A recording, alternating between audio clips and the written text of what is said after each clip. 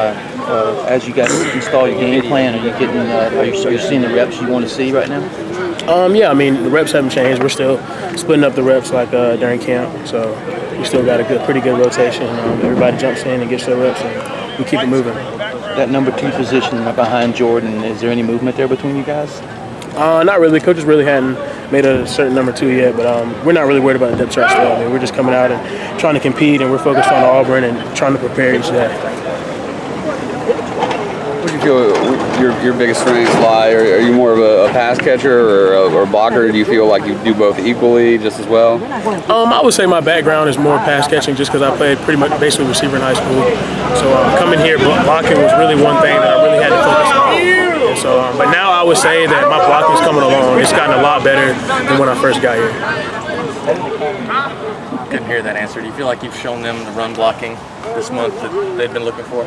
I think I've definitely improved. Like I was just saying, you know, coming from high school and being predominantly more of a pass catching tight end, blocking was one thing that I really had to work on.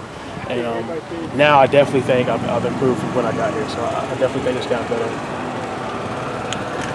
When you guys are out there and the second team quarterbacks are in there and second, third team quarterbacks in there, is there a big difference in the ball coming out of Deshaun's hand versus coming out of Kelly or Nick's hand? They're all spiraled. We catch it wherever they put it at. So that's our goal. We're just trying to catch the ball. We don't really care who's throwing it. When you look at Auburn on film, what are some of the things that catch your eye, some of the players that they have on defense? I mean, all over the place. They got talented players all over the place. I mean, they're a big-time program, so I would say they don't have any slouches on defense. I think everybody can play, and we just got to be prepared for anything they're going to throw at us, and that's what we're trying to do. The coaches say that outside of quarterback, tight end is probably the most difficult position to play in this offense. Has the game slowed down for you now that you have more of a grasp of the playbook and what they expect out of the tight ends?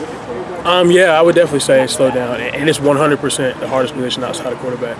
But I would definitely say it's slowed down. When I first got here, everything was going fast. You know, we can be in one play, 2 or 3 different places in one play and have 3 different jobs. So it all depends where we're at, but it's definitely slowed down, and I'm enjoying it more now because now I can just play and I'm not really thinking about what I'm doing as much. For you, what's the most difficult part of playing tight end at Clemson?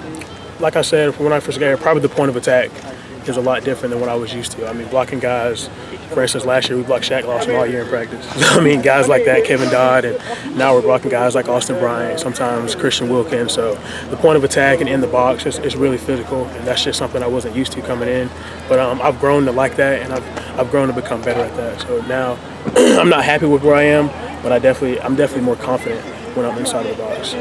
Are you guys kind of following Jordan Leggett's lead to prepare for the future after him?